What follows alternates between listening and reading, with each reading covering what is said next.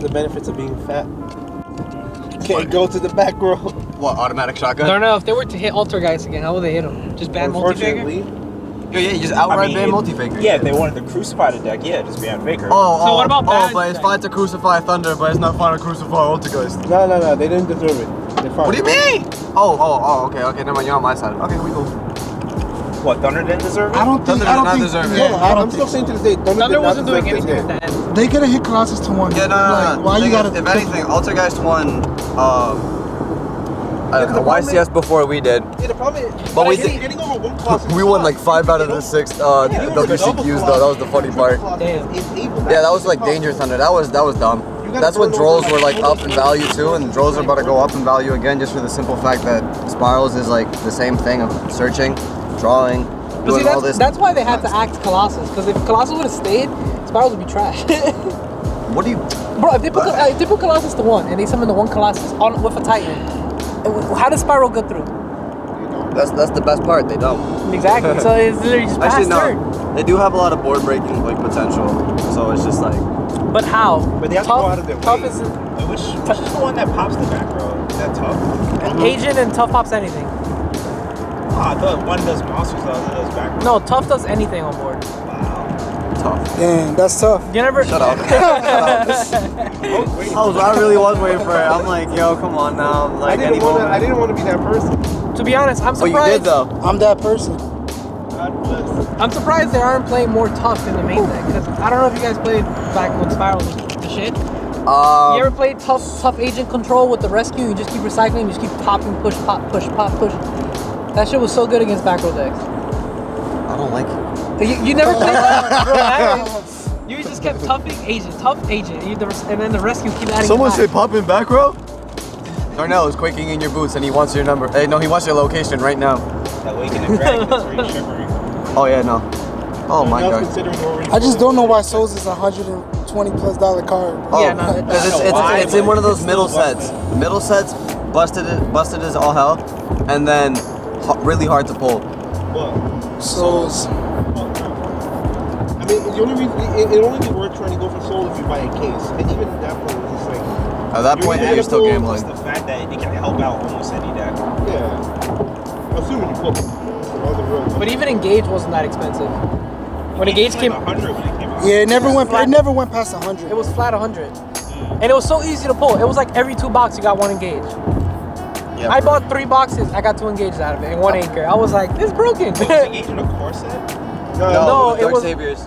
Yeah. So it was in one of those middle sets as well, but like. Well, like, Magicians came from like a legendary duel set. Yeah. So it's like Legacy. I think the meta's in a great spot. I think the format will be defined come Tulsa. I think after this weekend at PPG, it wasn't a big sample size, so we can't go by that for what the meta is. But we can deduct from that event that Spirals is the highly represented deck in the format. I think Cross Sheep from Ignition Assault is going to be probably a really, really good card going this format. Obviously, that card's only rare and it does too much. Like, it literally makes Water playable. It makes Mermails probably a tier 1.5 deck.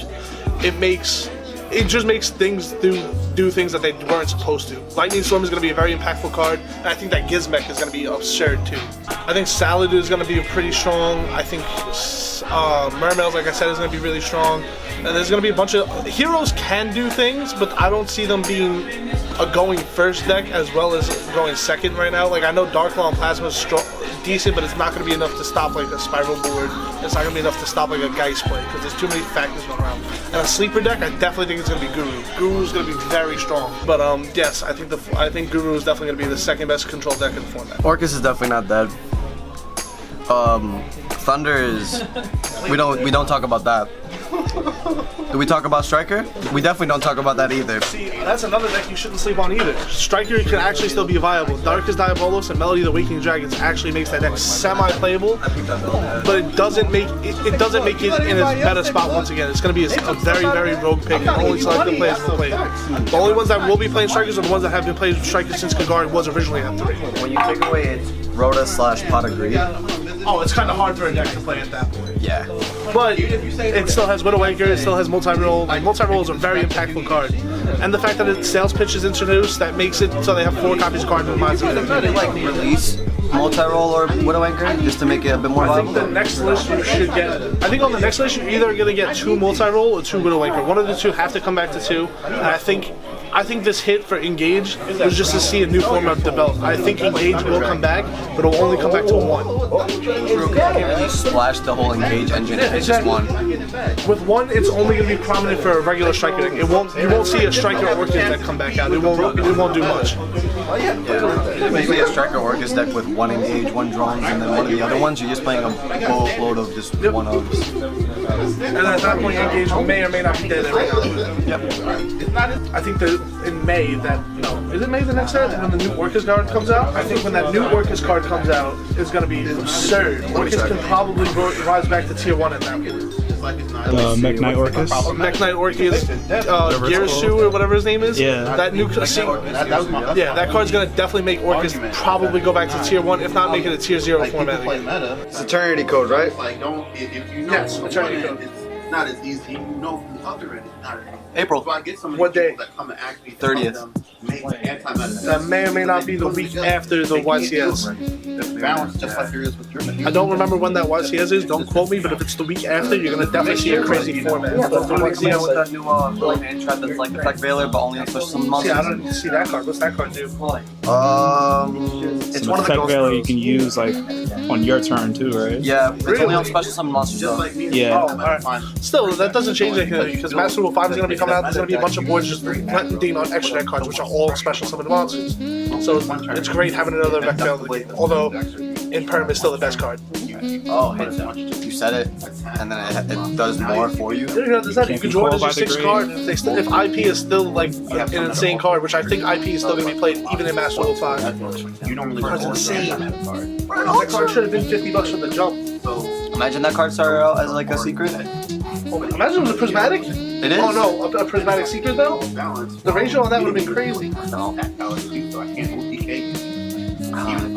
do you think about the meta right now? I love expensive The meta? cards, man. I don't know about you, but Stop spirals. I feel like I should be able to stop everything else. If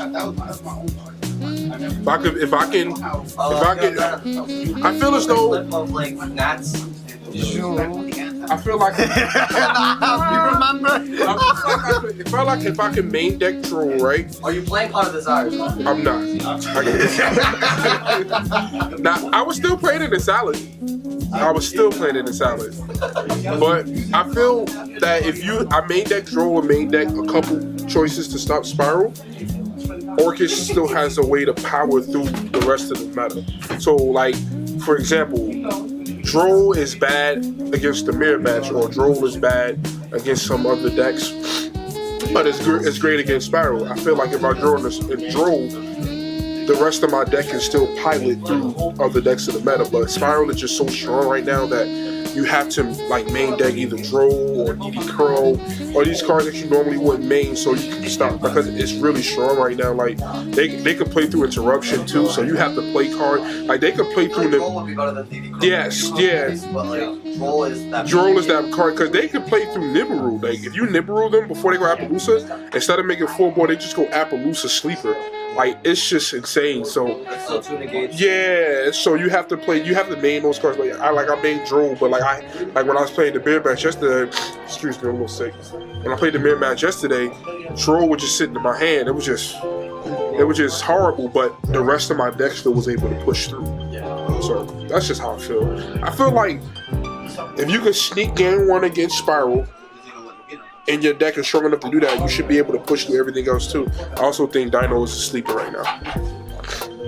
If you pilot it correctly. I got like the whole core already. I'm not got it, but like borrowed it because I mean, if you could make Calamities end off with like a Dolka and like a Book of Eclipse, pretty much. I don't even think. I think Lost World in a mini True King. And I don't think you should play the Water True King. I think you should play Extravagance. If you can afford that card, you can play Extravagance.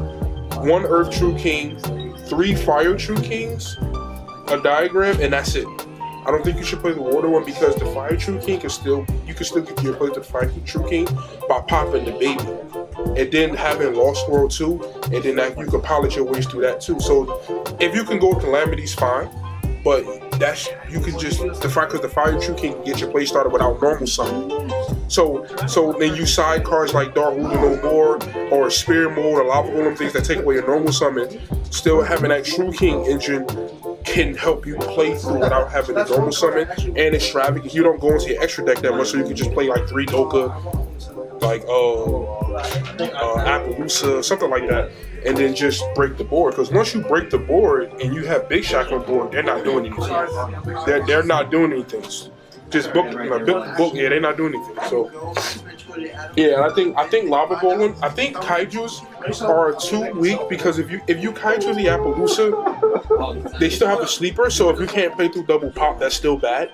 So I feel like Lava Golem is better right now because I would personally Lava Golem the sleeper and the Appaloosa. The Tri-Gate is going, and you should be able to take care of the rest of that board, no problem, especially if you're playing dinosaurs. Wait, why not Spear Mode? Because honestly, I've seen a lot of people, I've seen a lot of Spiral players, game 2 and 3, they understand that Spear Mode, people sign in Spear Mode. So they would just end on Appaloosa for 4 and Sleeper and pass, and keep resources in their hand, and now they be like Spear Mode's dead.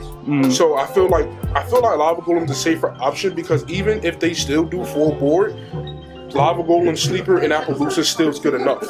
And if you have Spear Mode in your hand and they only end on 2 monsters, you're gonna be looking at that Spear Mode pissed off. So I think Lava Golem, Kaiju, I think because I don't want them to do anything. I want to get rid of the problem. So I think Kaiju is a little bit weaker, but if your deck needs its normal summon, then you probably have to play the Kaiju. Like for example, Solomon Great, they need their normal summon if they don't open will, so they will probably have to play the Fire Kaiju, and then they can Kaiju the Appaloosa, and then shotgun Balinks to Balinks, and then their sleep is dead. Or if you try to shotgun the Balinks, then they have to pop your Balinks, then you can chain Gazelle, then you can try to go with your plays. There is no meta, it's just Spiral. Let's just be honest. And Alter Guys just happens to be decent. And then there's me. That's pretty much it. No, honestly, Spiral best deck. Because of the board it can make. Alter Guys probably second best deck. Or tied to third. That's pretty much all I gotta say. I mean, nothing else you can say about the format. What are some sleeper decks you think? Sleeper decks, Madolche. That deck is gonna be real. True Draco is very bad. Hey, never bad. Some other sleeper decks, honestly, the Lunar Light Danger, definitely a very good deck. I think the Time Thieves are gonna be pretty good. And yeah, that's pretty much it. So what are you playing currently? I'm playing Fire Fist Lunar Light because Lunar Light is broken. So I gotta use that engine. That's pretty much it. I mean, what else would you say? Awesome. Thank you, man. You're welcome.